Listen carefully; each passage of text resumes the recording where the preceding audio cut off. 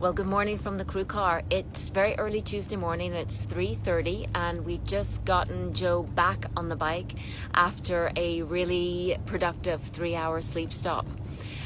We're heading towards Fort Scott and the end of Kansas, which will be very welcome.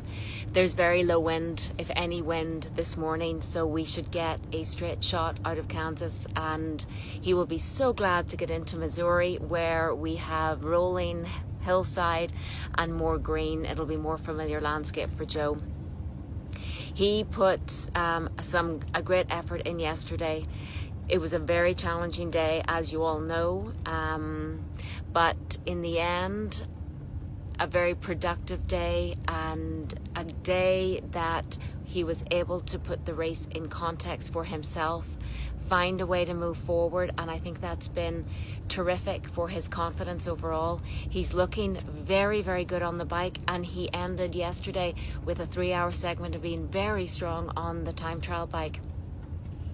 His mood is good. The sleep stop, he's woken up really well from it.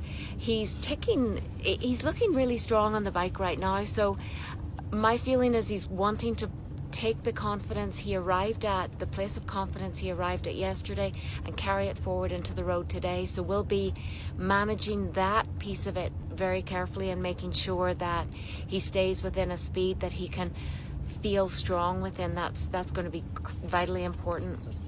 He's maintaining the 100-mile or so lead on the next competitor in his category, Valerio Zamboni, a very good friend of Joe's. So that's positive. The goal for the day, what would you say the goal for the day is, Mark?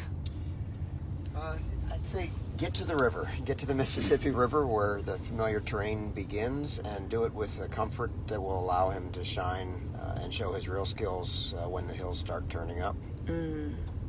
I know you've been spending a lot of time with us in the crew car. You've been working the tracker and the numbers, and you've been giving Joe the kind of food that he's needed in terms of data and competitive data. What's that been like? Yeah, it's interesting, all right, to see it all unfold, or the reactions of each rider, you know. So even though it's 100 miles, it's in a long race too as well. You have to keep every movement, so who's stopping where and what speeds they're doing, you know. So it's amazing how much detail Joe is asking for, isn't it? It is, yeah. He's two separate fuels, basically fuel nutrition and fuel race data. Yeah, you know, and I think his race data he's nearly more focused on at the moment, you know.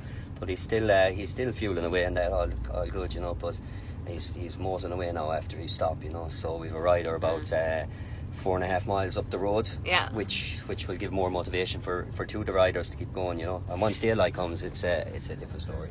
I think that's such a good point, because it's a very good sign that Joe is asking for this amount of detail in race data, because you know that his race head is very switched on, and in these kinds of situations his mind is like a computer. So he's working out average speeds of which riders he can catch, how much time he can put into them, what he can bring back. He knows the terrain that's coming, and he'll be getting ready to, as Mark said, to shine in the place where he's really strong, and that's the hills, and the Appalachians are coming, and I think he's really looking forward to that.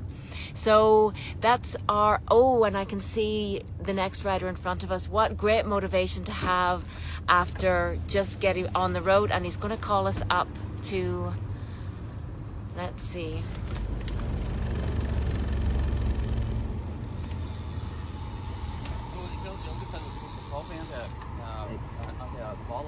Okay, and he's asking for coffee, so that's pretty good.